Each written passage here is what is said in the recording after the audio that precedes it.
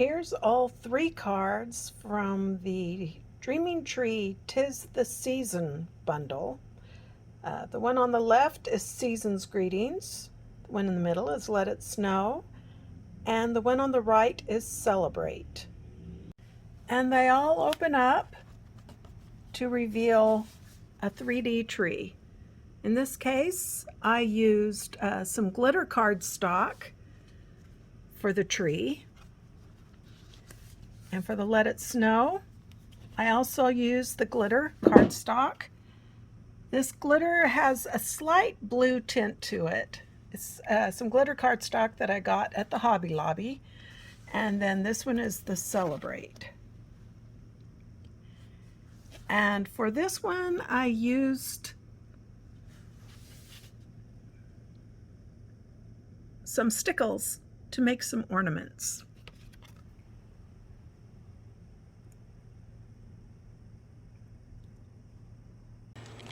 Next, I'll show you how I made this box envelope to hold all the cards in the 'Tis the Season bundle set from Dreaming Tree.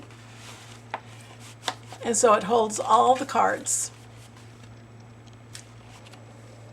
Using the We Are Memory Keepers envelope punch board. Okay, the first thing we want to do is measure our envelope because the box has got to include the envelope. So that's 7.5 by 5.5. Okay, and the next you're going to look up in the table the size you just measured. In this case it's 5.5 by 7.5, and you're going to make a note of the paper size, which 10.5, 10.5. and the first score line, which is 4.5. Okay, now we want our box card to be a 1/2 inch thick, so we're going to add a 1/2 inch to each of these measurements. So we're going to cut a piece of cardstock that is 11 by 11. The first score line is at 4.5. We're going to add 1/8 inch to that.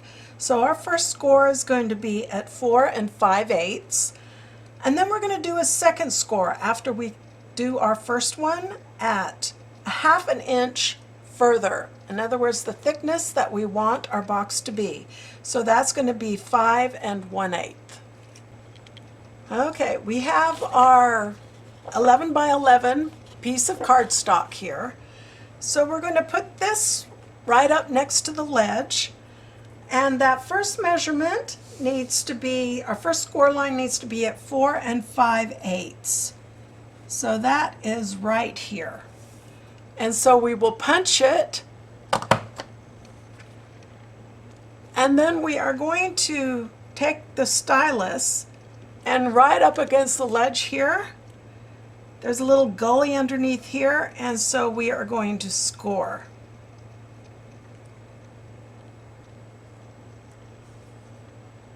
Now we can't go all of the way because this punch board isn't big enough. So I'm just going to take a ruler and I'm going to put it along the part that was able to score, and I'm going to complete the score line just like that.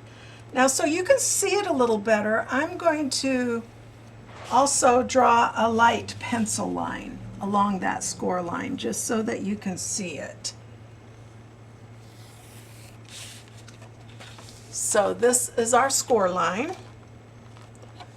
So now we have our punch board. We're going to turn our paper 180 degrees, or 90 degrees counterclockwise, and we're going to line it up with the previous score line.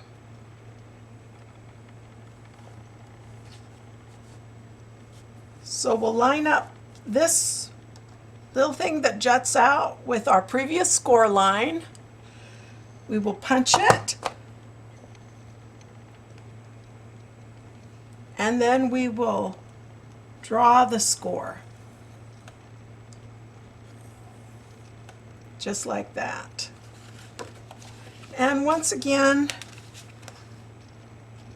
I'll take my pencil and draw the score line just so that you can see where it's at.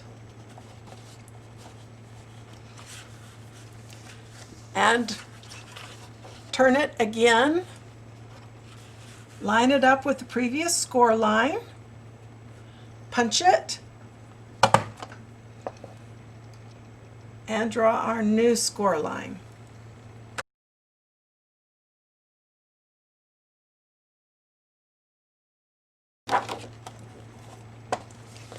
Then I'm going to turn it again, line it up with the score line, and I'm going to punch it. And then we'll do our final score. So this is our first set of scores. And I will go ahead and also draw this score line so that you can see it. So we've got our first set of score lines.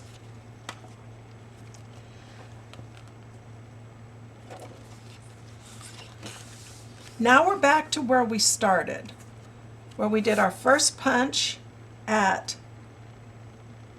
4 3/8. So now we want to add a 1/2 inch, so we're going to move up to 5 1/8, and we will punch, and we will draw our score line. We'll turn our page, line it up with the second score line, which is right here, punch it, and draw our score line.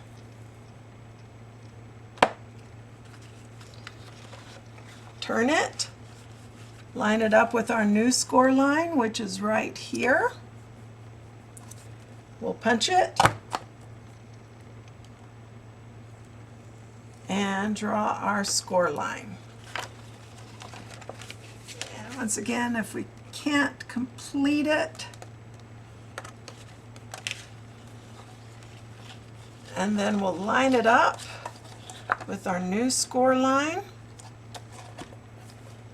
punch it, and make our final score. So now we've got our double score lines that are a 1/2 inch apart.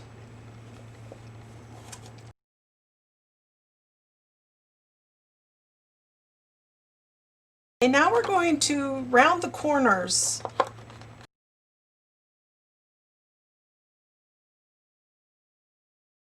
Okay, now I'm going to fold at all the score lines.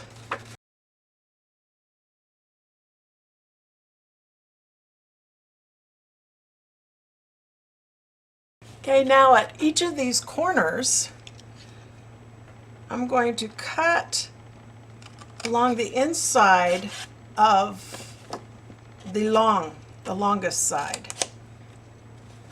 So that is cut like that. Now this is going to be the bottom, and on the top, I'm just going to cut it off completely.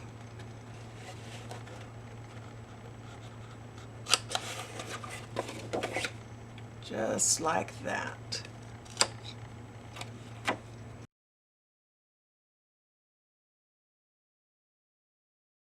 Next, glue the tiny flaps that we cut onto the bottom panel. Okay, and I have a stamping block that's about a 1/2 inch in size, and so that's perfect. So I'm going to fold in the side flaps, and I'm going to put some glue on them. And then we will, making sure that you keep your sides even so that these are straight on either side, and just hold it down.